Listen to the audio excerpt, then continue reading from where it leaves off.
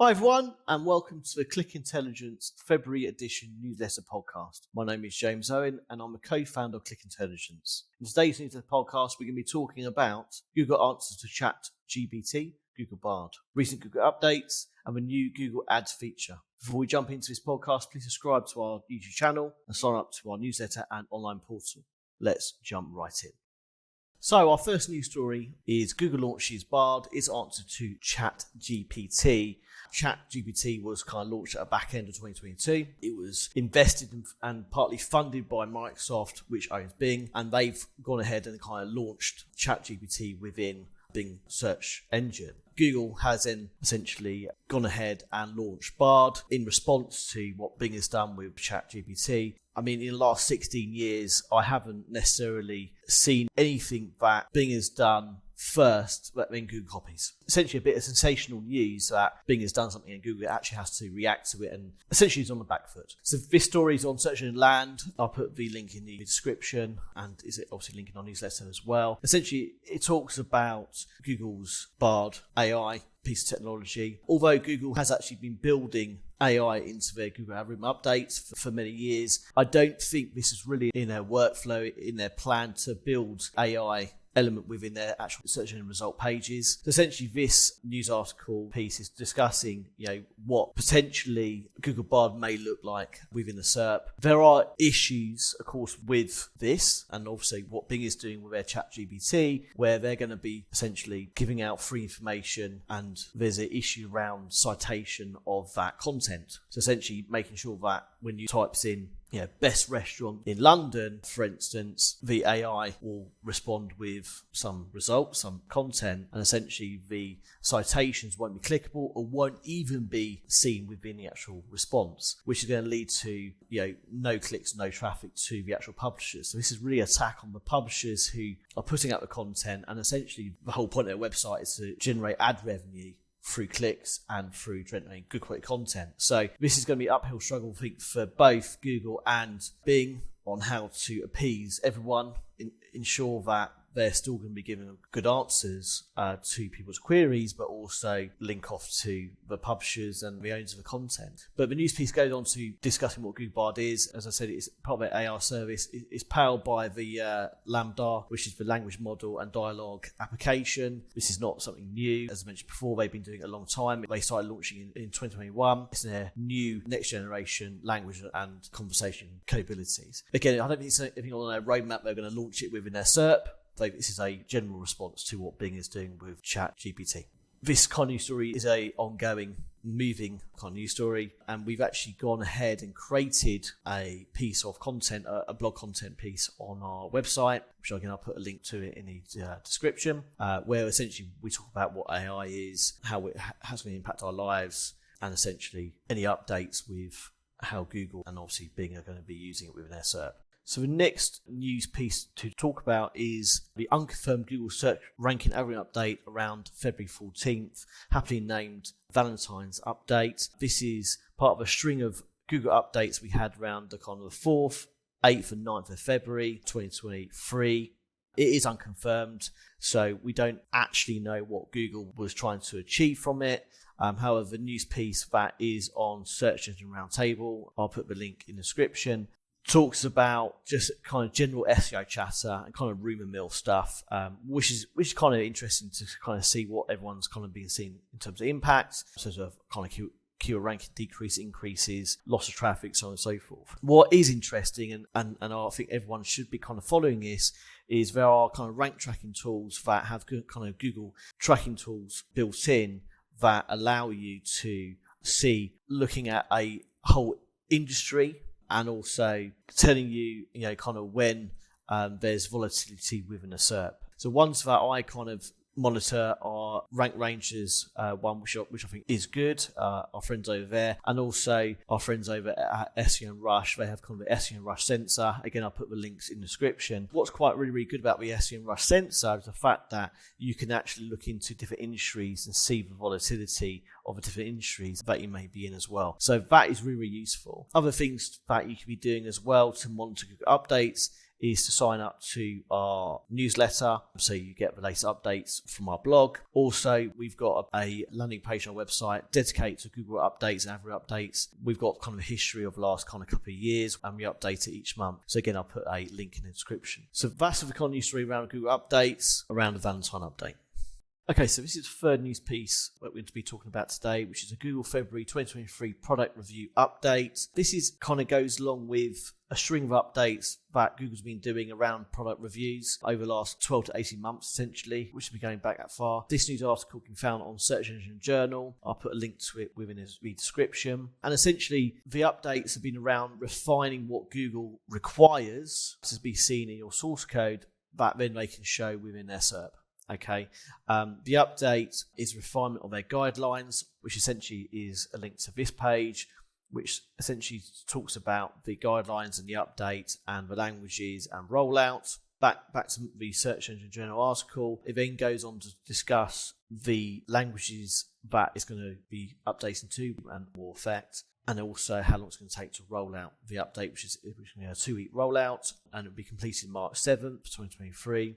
And quite interesting, actually. If your site is affected by update, what you should do, best sit tight and wait until the update is over, and essentially make kind of changes to adhere to the guidelines afterwards, which I think is quite interesting. And it goes on to talk about the kind of product review system, and essentially it then links off to the Google Search Central page, which I've already kind of shown you, and I'll put a link in the description for you. Again, this is a piece of content that was on searchenginejournal.com, which I'll put a link to as well.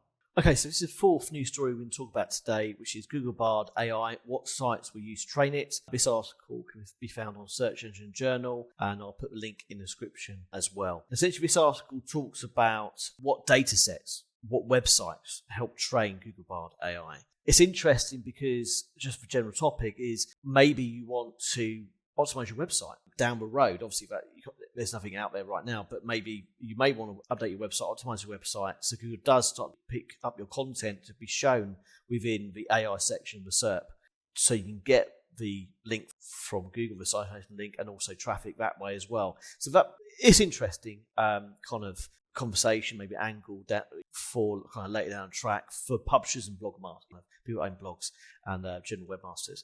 So this article basically talks about the Google data set, what websites have Google gone and crawled and basically learned the data on. What's interesting, then it goes on to discussing actually the data sets themselves. There's actually a link to the PDF, which I'll put a link in the description as well. Like most things Google, it is long, laborious, and probably not worth your time to read it. However, this article from Search Engine Journal has broken down the most important bits and pieces. Essentially, there's different data sets mixes, which I mentioned here. Very interesting when they start to talk about the C4 data mix, which essentially talks about the different types of websites that they're kind of crawling. So top 25 websites by number of tokens in C4 dataset. And essentially going down this list, you can see Wikipedia, and NY Times, LA Times, The Guardian, Forbes, Huffington Post, Washington Post, which are all interesting, Booking.com.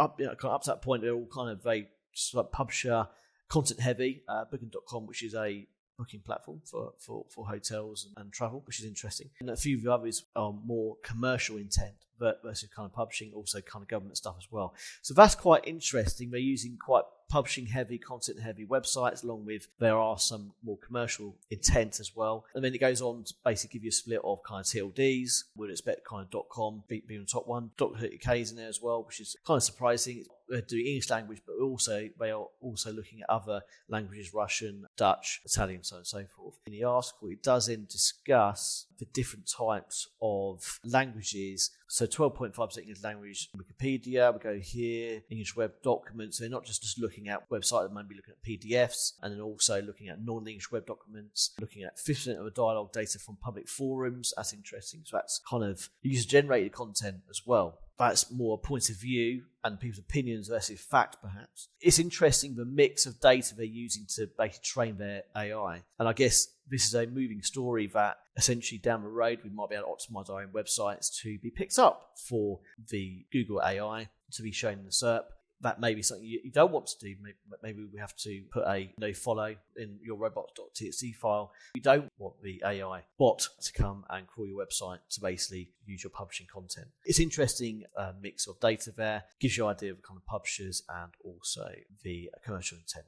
Okay, so the fifth and final news story we're going to talk about today is the Google Ads new feature for performance max campaigns. This article can be found on searchenginejournal.com, and I'll put the link in the description as always. So we're going to talk about AI and how it's going to affect organic and publishers and so on and so forth.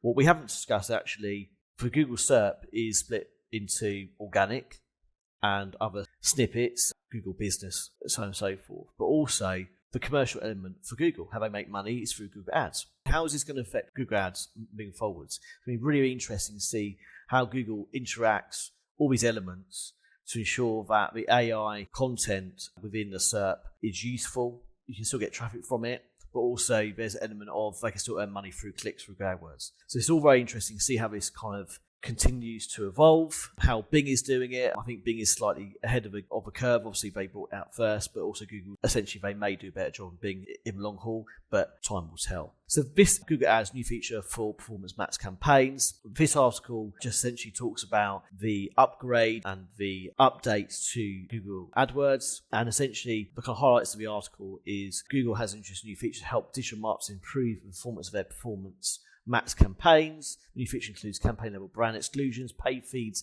and easier video creation.